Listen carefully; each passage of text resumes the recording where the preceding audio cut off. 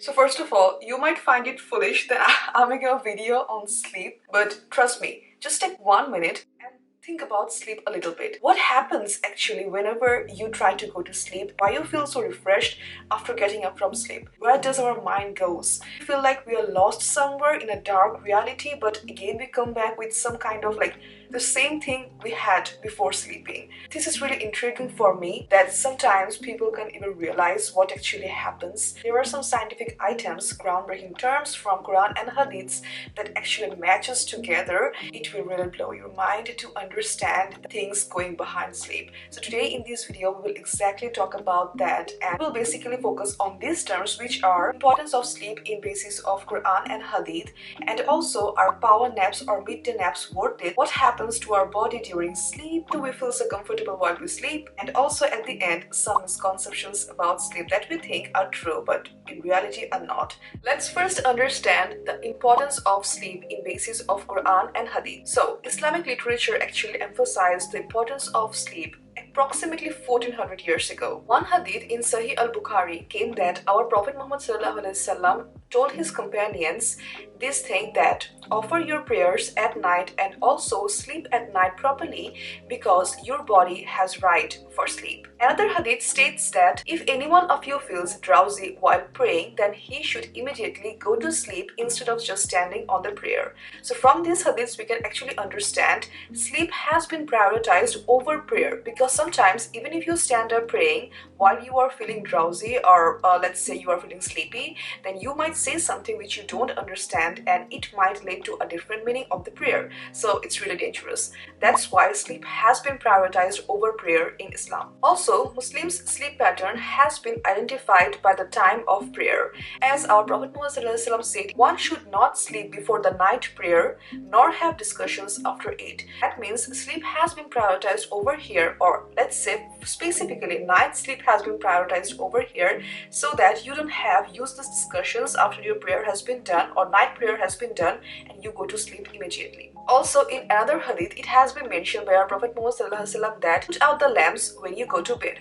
That means Islam has also suggested to sleep at night in the darkness, and also there are scientific backgrounds behind it why you should sleep on darkness. Further in this video we will talk about it. Let's just talk about short nap, which we actually usually take these days between our works so that we can feel refreshed after we get up and then focus on our work back. So this term in Islam, or in Islamic term, is known as nu'as, which is short nap. Now scientists have also identified short nap or nu'as as something which actually reduces your pressure, then also reduces the stress, and so that you can go back to work and feel refreshed again and you can be focused more. I was talking about something which sleep does, kind of disconnecting us from the reality and then again connecting us back to reality, because just remember, when we go to sleep we just don't forget about the world, because when we wake up we remember everything but we just feel more refreshed.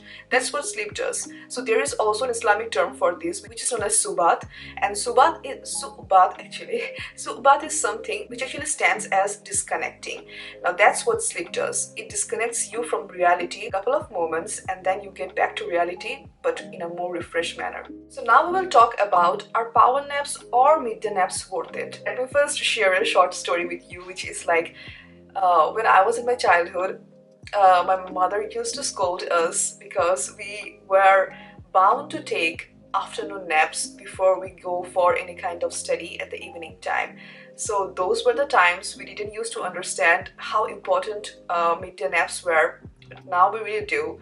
So that's something I was kind of recalling while I was writing the script of this video, that we were doing so many kind of stuffs which were really good for our health unknowingly, but now we barely have time to do those. But try to do these because these are really important for your health. So now let's focus on this thing. So first of all, a number of lab studies and reports has showed that 3 to 30 minutes of nap time can improve your alertness and productivity, hold productivity for long 2 to 3 hours. So it's just 3 to 30 minutes of nap.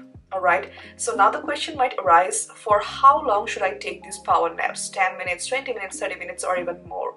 So here is the thing. Surprisingly, Brooks and Lack has found this thing that 10 minutes or 20 minutes of naps is far much better than getting 30 or 40 minutes of power naps, because 10 minutes or specifically 10 minutes or 20 minutes improve the alertness. It has been proved. This was also stated that it improved alertness, but side by side it also will help you to avoid sleep inertia, which something happens between which has happened to you, which is like, let's say you have been sleeping for 2 hours and suddenly you got woke up, but then again, instead of waking up from bed, you just go back to sleep again, and then when you wake up the second time, you feel more stressed out or more drowsy. You kind of feel like you are not in a mood to wake up from bed.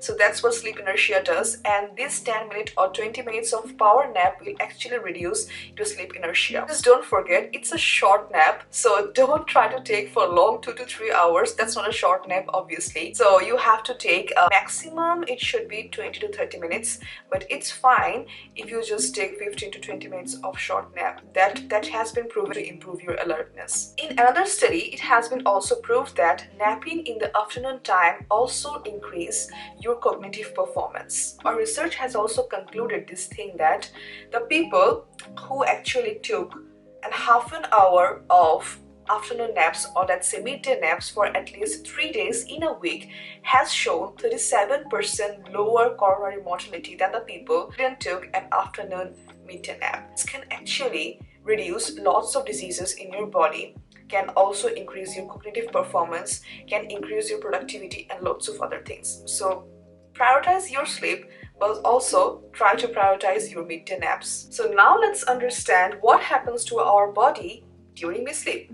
This is going to be interesting, okay? Scientists measure our sleep patterns using 3 tests, which is EEG, EMG, and EOG. So it's like electroencephalogram, electromyogram, and electrooculogram, which is actually kind of placing patches on our body. You have seen those in movies or some kind of videos that they place some kind of wire patches over your body. Electroencephalogram is for understanding the brain waves. Electrooculogram is for understanding the eye patterns or the eye orbital patterns that happens during our sleep. And then electromyogram, which is kind of attaching those patches in our muscles. So these are the things that are understandable. So these are the tests that actually helps to understand in what pattern we are sleeping, or like through those waves, electrical waves, it is understandable. So these tests actually talk about what happens to our muscle movement during sleep, what happens to our eye movement, what actually happens in different states. And let's say what happens to our eye orbitals, how our eye moves during non-rapid movement and rapid eye movement, which is known as NREM and REM. Those 2 states. So these events, say our nerve impulses or movement of our eye orbitals, muscles, etc., these events led to 2 situations, which is NREM and REM, which we talked about, non-rapid eye movement and rapid eye movement. So now you might be thinking, we get deep sleep. So what stage that actually is? So when we actually are in the deep sleep, that state is known as the rapid eye movement sleep. So at that stage, our sleep is the most deeper one, and it has also been found in a test, which I was reading a book recently, which is known as Fast Asleep. I will review that book. If you want, you can let me know in the comment below, but that book is really brilliant. That in that book it was mentioned that REM stage is the stage where our sleep is deeper, and at that time our eye orbitals, the balls, it's kind of moving here and there. So it has been concluded from that thing that we might be dreaming at that stage. So for that reason our eye movement occurs. So that's why it named as rapid eye movement, and that's when we are in the deep sleep and we are dreaming. So that's why our eye movement occurs. So that's kind of brilliant thing. I mean, that's interesting. So there are lots of things happening during our sleep. We release various kind of hormones. Our growth hormones are released because I guess you might have heard from your doctors or other people that let's say a child is not growing properly or something is wrong with your bodybuilding, so doctor tells you to have proper sleep, because proper sleep or deep sleep actually increases your growth hormones. So that's really necessary. You might have also heard about our body clock, or let's say which is known as the circadian clock. I know you have heard about that. So that's our body's natural clock. Okay, so this is actually placed in the hypothalamus of our brain. So in the book that I was reading, which is Fast Asleep, I can't remember the author's name.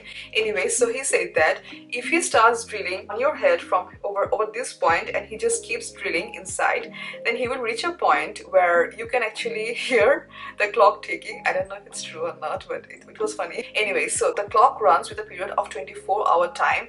That means let our body know when it's time to go to sleep and when it's time to wake up on factors like external and internal. External factors can be like, let's say light is coming out through our window and we feel like wakey, it's time to get up, it's morning, the sun has come out.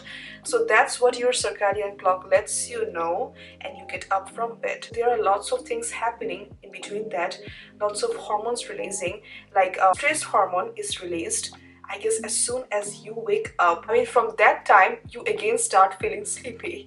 But so that's actually happens, that your stress hormone is actually increasing again, which is cortisol. Your stress hormone, it starts increasing again. That's why you feel like you need to go to bed again. Again, there is a hormone which is adenosine. Adenosine hormone is also released. There is a thing that actually blocks the adenosine. I mean, if adenosine goes and sits in its receptor, then we start feeling tired again.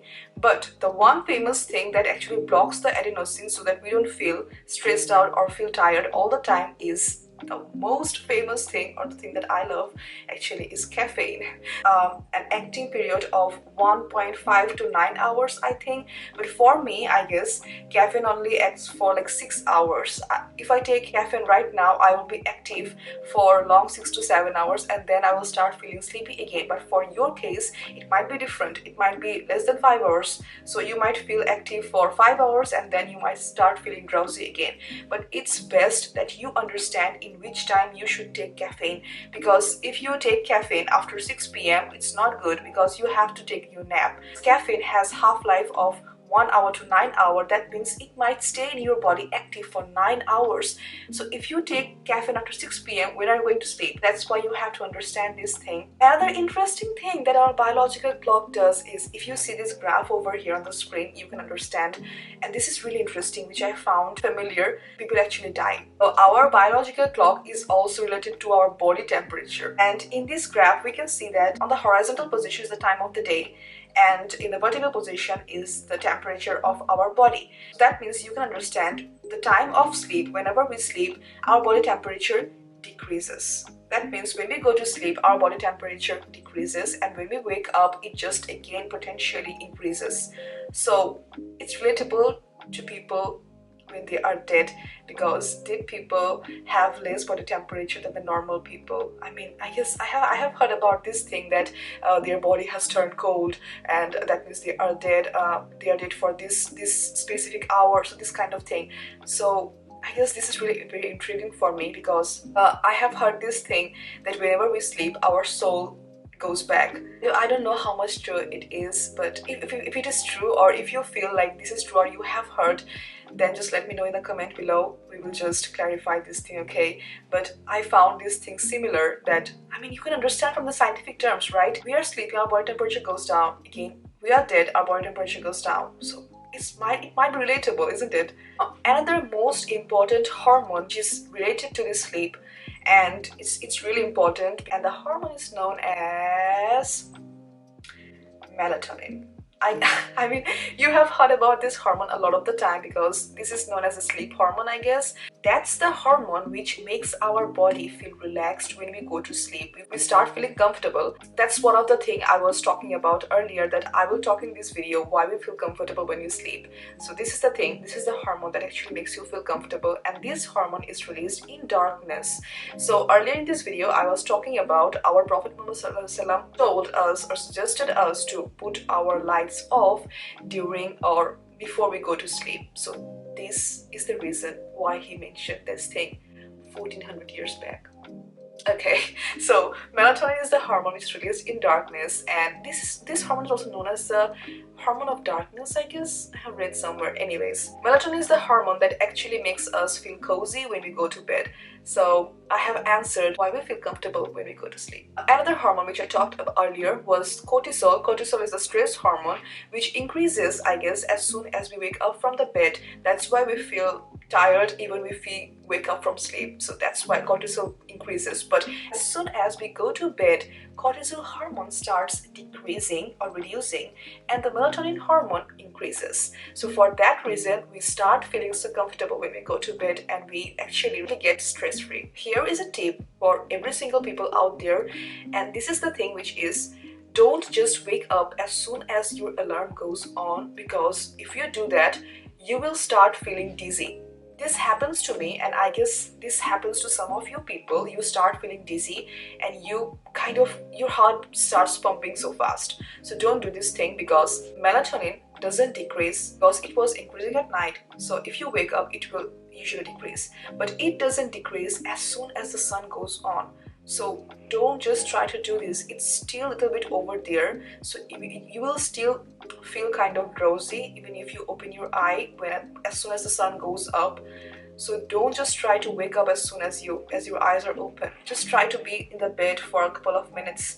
Just try to rub your eyes, see everything properly with your sight, and then you will get up. But don't just stay on your bed and scroll your phone, which I do. That's really unproductive. I will try to stop that, okay? Now it's time to bust some myth about sleep, which we believe that is actually really important, but in reality, those are misconceptions, those are myths. These are proven, scientifically proven, okay? So nothing to worry about. Just listen to me. The number one myth that we actually understand or believe is that getting 1 hour less sleep than we actually do does not have anything to do on your day functioning. This is so untrue. So let's say every single day or regularly you are having 6 hours of sleep. For a couple of days you are having 4 to 5 hours of sleep, and you are feeling like, no, it will not affect my daytime functioning. Dude, it will. You will get into something which is known as sleep debt. So sleep debt, and the only way to recover sleep debt is to kind of getting into recovery nap or having at least 30 minutes, or let's say 10 to 30 minutes of power nap. So that's how you can recover from sleep debt, or sleeping in the weekends. Alright, so that's how, but sleep debt is not good. If it becomes your daily routine, it can affect your health. Also, it can affect your daytime functioning. Yes, so your circadian clock is actually maintaining the whole body. All the organs have to be in sync. You can't just be like, okay, I'm sleeping for 5 hours today, I will sleep for 2 hours tomorrow. No, your body will not get it. Your body have to be in a sync, because I have read somewhere, I have read in the articles that every single organs of your body has to be in the sync with the circadian clock, and when it does not, there is something, a term known as jet lag. I guess you know. So jet lag happens when we actually travel a lots of different time zones. When we are in the flight, we are crossing different time zones, and we actually don't understand what the actual time is now. And when we go to home, we actually sleep for irregular hours. So that's because of jet lag, and that's because all the internal organs are not syncing with the circadian clock. So for that reason, you have to make sure of that you are not affecting your sleep time or sleep pattern. Another myth which I want to bust is a proper good night's sleep can cure your problems of daytime sleepiness. This is also untrue, because if you are having daytime sleepiness and you are thinking that, oh, I will have a proper good night, don't worry about that. It might be a serious issue you are not getting, because you might be having sleeping disorders, something called like apnea or insomnia. Now sleep apnea is something which is like we skip breathing, or which is known as absence of breathing during sleep. This happens to the people who actually have obesity. The air going through your airway or passing through your airway that gets relaxed somehow or gets blocked somehow. So for that reason, air can't get inside, and you get oxygen deficient in your blood. And if it's more than a specific time, then it can be dangerous. You can also be dead. Try to understand whether you are having any sleep disorder. Just don't be like, oh, I haven't got a proper I'm just sleepy the whole day. Don't worry, I will get a proper good night's sleep. No, don't do that thing. Just try to understand what is the problem with you. The last myth, and we are at the end of this video, which is your brain shuts down during sleep.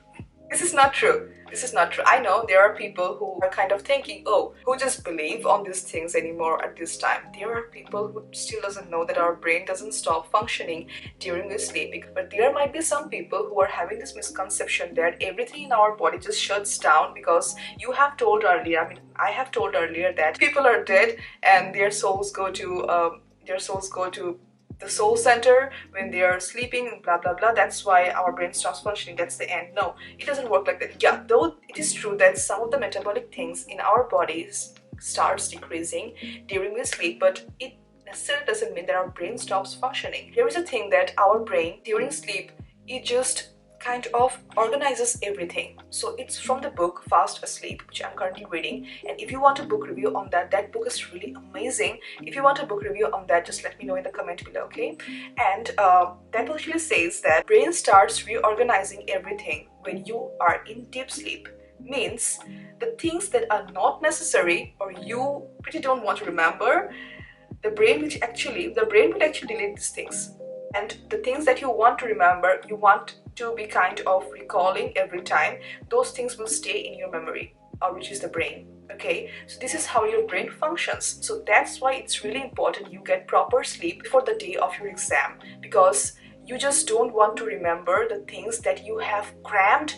So that's why also most important thing, don't just cram before exam, because your brain delete the things that has been just inputted unnecessarily, or you just don't try to remember or don't want to remember, and it will go into the delete or the recycle bin of your brain, and in the exam time you will not be able to properly remember anything. So that's why it's really important you get a good night's sleep before your exam, you don't cram, and all those things are in the book Fast Asleep. Okay, this is for today's video, and I hope you have absolutely found this video informative. There are lots of things I have discussed today, and if you found this video informative, don't just forget, just hit the thumbs up button of the video, and if you want you can subscribe to my channel. I'm sorry I have not been active on YouTube, but I will try to. Inshallah, we will meet in the next video. Till then, you can just follow me on my Instagram, or you can see the other videos on my channel like this one and this one on the screen. You can watch those and stay safe. Assalamu alaikum.